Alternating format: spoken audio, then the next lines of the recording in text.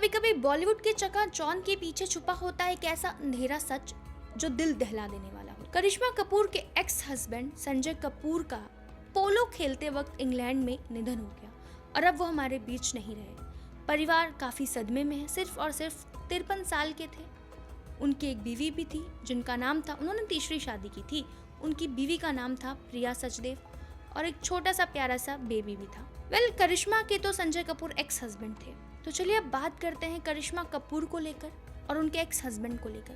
कैसे हुई थी इनकी शादी, शादी के बाद क्या कुछ हुआ और करिश्मा ने संजय को डिवोर्स क्यों दिया। इनकी शादी तो अरेंज मैरिज थी, लेकिन अरेंज मैरिज शादी के बाद भी जब करिश्मा और संजय हनीमून पर गए तो संजय ने करिश्मा को कहा कि भाई एक प्राइस तय की है मैंने आपके लिए और आपको मेरे दोस्तों के साथ रात गुजारनी पड़ेगी, उनके साथ समय बिताना पड़ेगा। जिस पर करिश्मा ने बहुत ही ऑब्वियसली, अगर आप किसी लड़की को इस तरह से बोलोगे जो आपकी बीवी है, उसे गुस्सा तो आएगा, परहेज तो वो करेगी।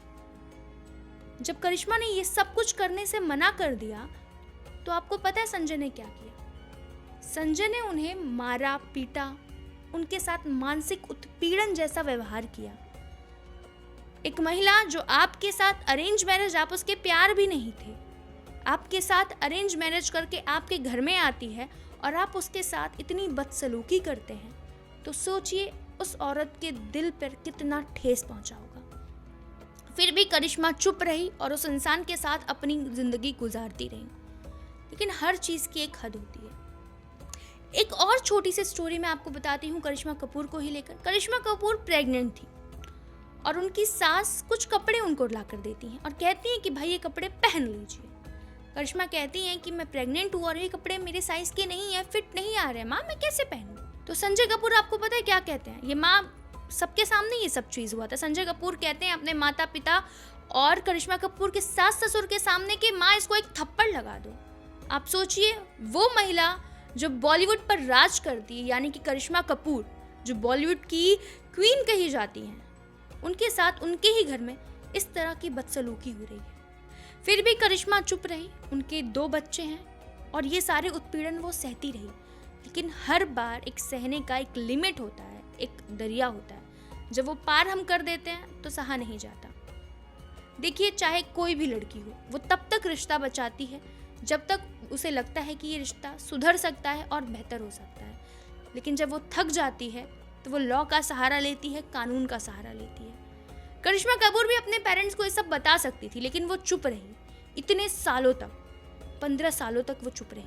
लेकिन जब बहुत हो गया तो 2016 में उन्होंने कोर्ट का सहारा लिया। वो गई, उन्होंने कानून का सहारा लिया और बाद में खार पुलिस स्टेशन पे उन्होंने ये सब FIR दर्ज करवाया और वहाँ के पुलिस ऑफिसर ने भी बताया कि भाई ये बात सच है और इन्वेस्टिगेशन चालू है। 2016 में दोनों अलग हुए, लेकिन करिश्मा ने ये बताया मीडिया को कि मेरे साथ ये सारे हादसे हुए, संजय कपूर ने मेरा प्राइस तय किया, मुझे मारते थे, मेरे साथ उनके घर वालों ने बदसलूकी किया, फिर भी मैं उनके साथ थी।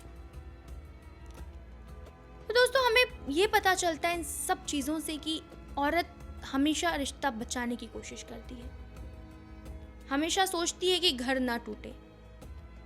और उसके बाद उनके पेरेंट्स ने भी साथ दिया, यानी कि रणधीर कपूर जो कि करिश्मा कपूर के पिता हैं, उन्होंने कहा कि ये आदमी 3rd क्लास था, इसने मेरी बेटी के साथ इस तरह का व्यवहार किया, बदसलूकी की मुझे उम्मीद नहीं था, लेकिन ये आदमी 3rd क्लास था, इसका कोई लेवल नहीं है। मुझे लगता है कि हमेशा हमें अपने बच्चों की बातें सुननी चाहिए और कभी भी मजबूर नहीं करना चाहिए कि सेटलमेंट कर लो, एडजस्ट कर लो। एडजस्ट नाम क्या है? आज करिश्मा कपूर ने एडजस्ट किया, शायद बहुत सारी ऐसी औरतें होंगी जो अभी भी मार खा रही होंगी और एडजस्ट करती आ रही होंगी और उनके पेरेंट्स उनसे कह रहे होंगे शादी हो गई है भाई एडजस्ट कर लो। मानसिक उत्पीड़न, ये सब सेटलमेंट है और एडजस्टमेंट, ये एडजस्टमेंट नहीं है। आज करिश्मा ने एडजस्ट किया और कई बॉलीवुड की एक्ट्रेस एडजस्ट ही कर रही हैं। मुझे लगता है इस पर आवाज़ उठानी चाहिए। करिश्मा ने आवाज़ उठाकर बहुत अच्छा काम किया। आज वो अपने दोनों बच्चों के साथ खुश हैं, उनके साथ हैं। ऐसे ही और अपडेट्स के लिए देखते रहिए बज़ूका रिव्यूज़।